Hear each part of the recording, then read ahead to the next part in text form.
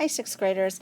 We are going to be starting Module 5, and Module 5 is all about operations with decimals, operations being addition, subtraction, multiplication, and division. But before we can get to all of those, we are going to review division with whole numbers.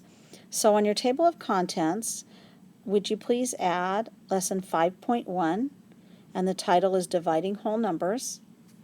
And the pages should be 19 and 20, I believe. Okay, on the left side of your notebook, you're going to set your paper up like this, 5.1, dividing whole numbers at the top, and then break the paper up into 6 boxes. Boxes 1 and 2 do not need to be that big, but 3 and 4 need quite a bit of space, and then 5 and 6 do not need to be that big. And remember, my holes are on the wrong side of the paper because I'm using just a regular piece of notebook paper, but yours should be on the left side of your notebook, so your holes should be on the right.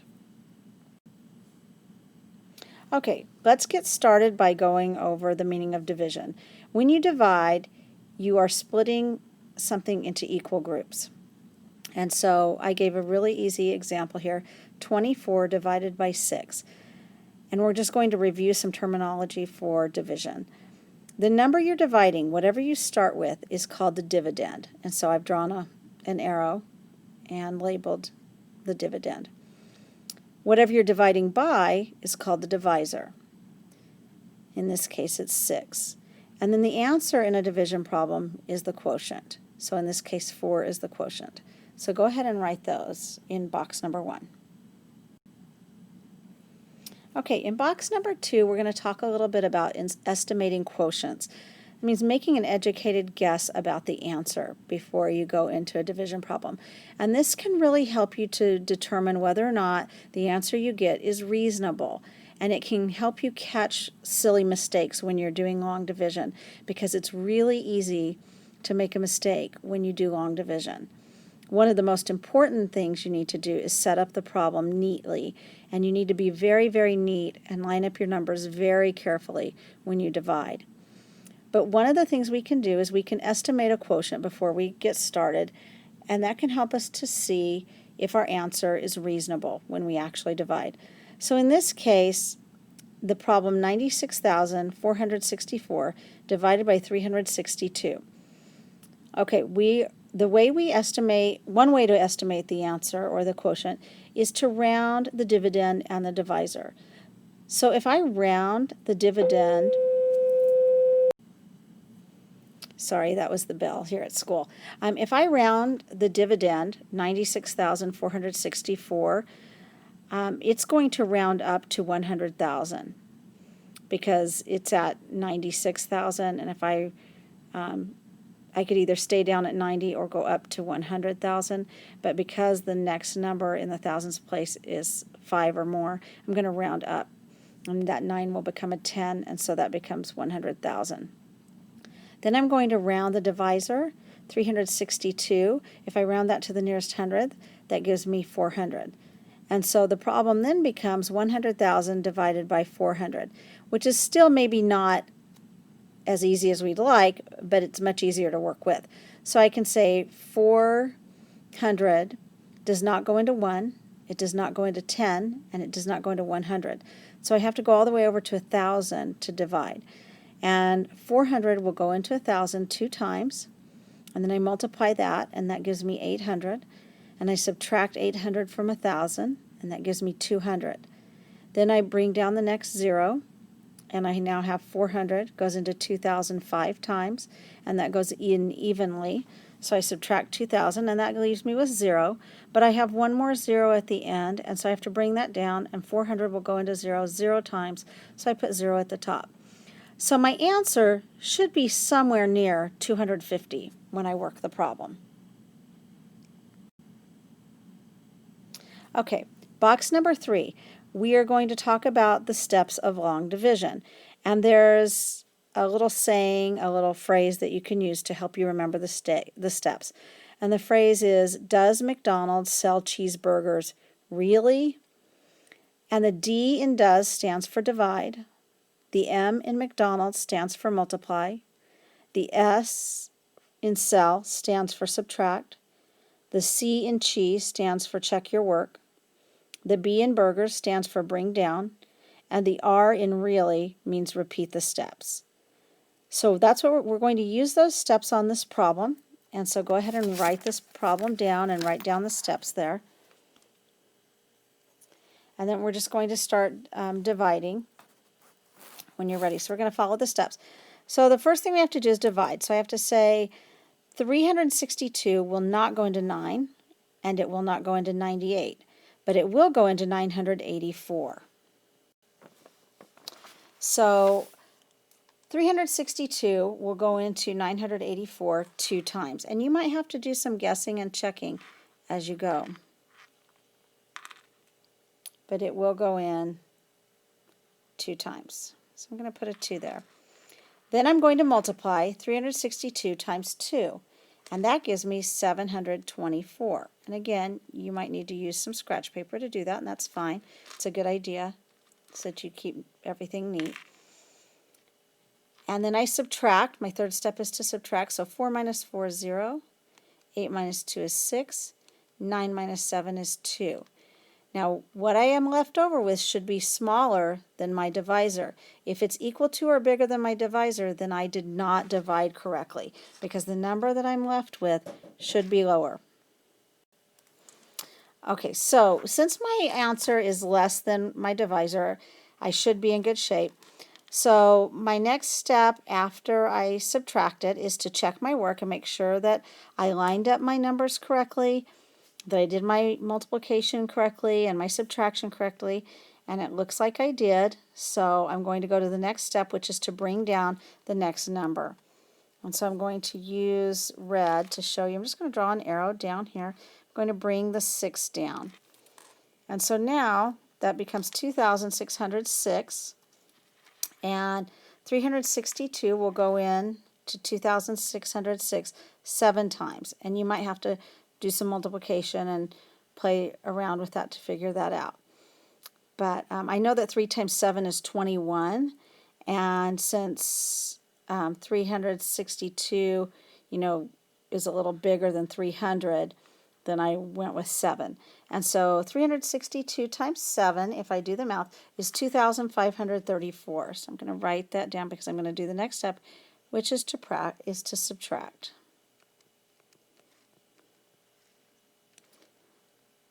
And then I say 6 minus 4 is 2.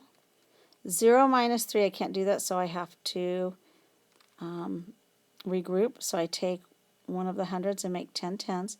10 minus 3 is 7. 5 minus 5 is 0. And 2 minus 2 is 0. So I don't need to have those 2 zeros, but I could put them there if I wanted to. Now I have 72, and I'm left with a number that is smaller than 362, so I should still be on the right track.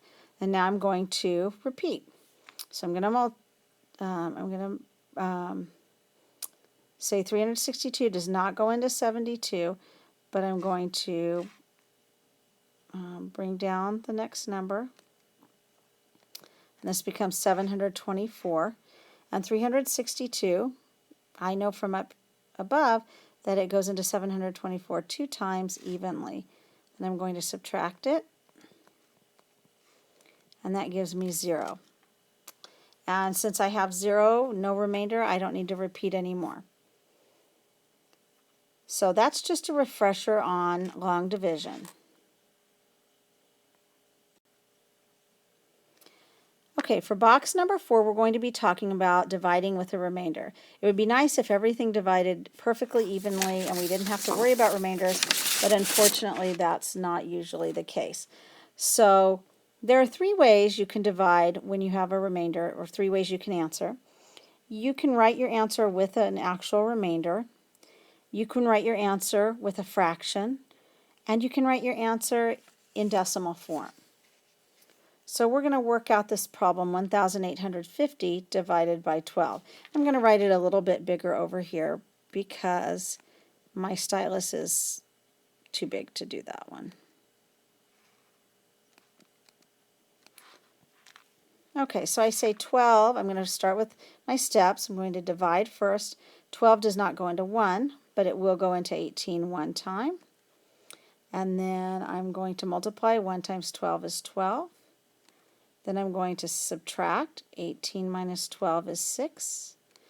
12 does not go into 6, so I'm going to bring the next number down, which is a 5. And then I'm going to repeat. I'm going to divide. 12 goes into 65 5 times. 12 times 5 is 60, so I'm going to subtract that.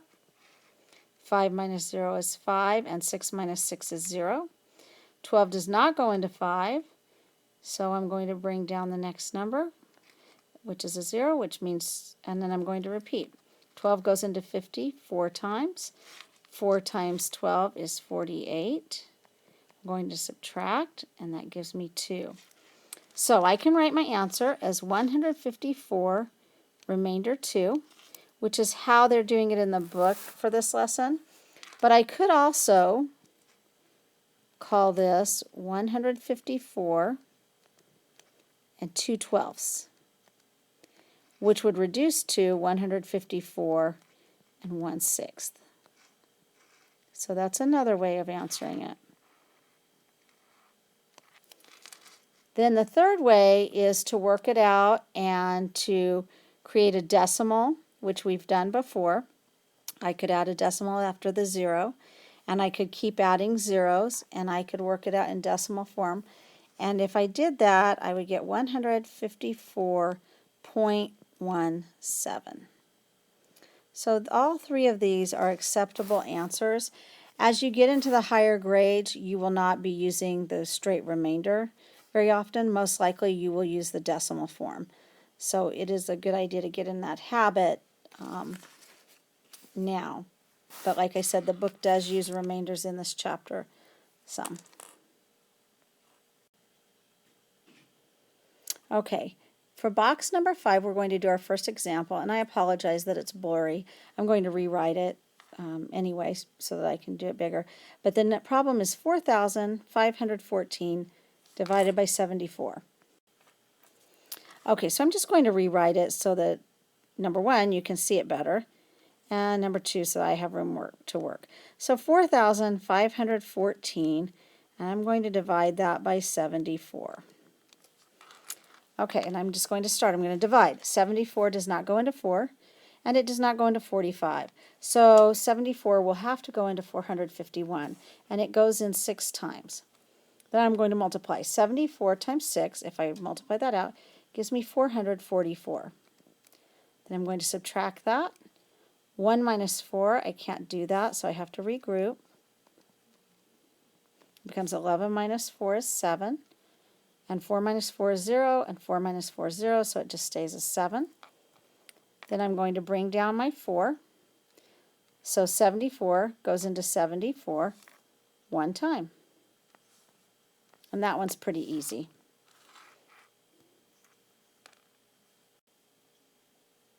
Okay, in box number 6, we're going to do another example. It's not too bad. 83 goes into 2001. 83 will not go into 2, so I move over. 83 will not go into 20, so I move over. 83 will go into 200 2 times. Then I multiply. 83 times 2 is 166. And I subtract that, and I have to regroup. 10 minus 6 is 4. 9 minus 6 is 3. And this is where it's really important to be neat and to make sure you mark when you regroup so that you don't forget. So I have 34, which is less than 83, so I think I'm on the right track. Check my multiplication and division. It looks good so far. So 83 won't go into 34, so I'm going to bring down the 1.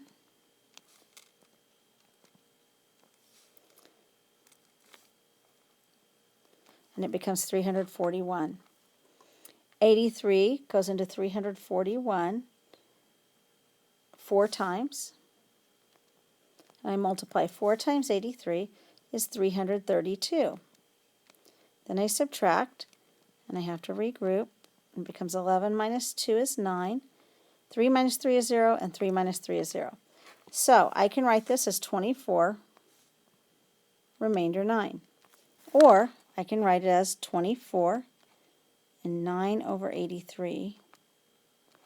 Or if I work out the division and I divide 9 by 83, I'll get 0.10843373, and it could go on even longer than that. So I'll just call this 24.1084. And it goes on, but we'll stop there. Okay, so when you're finished, your paper should look like this. The one exception is in box number 6, I made an error. So make sure that in box number 6, at the end, when you write the decimal form, it's not 2.10843373. It should be 24.1084, and it would go on. Okay, and that's it for lesson 5.1. Well done.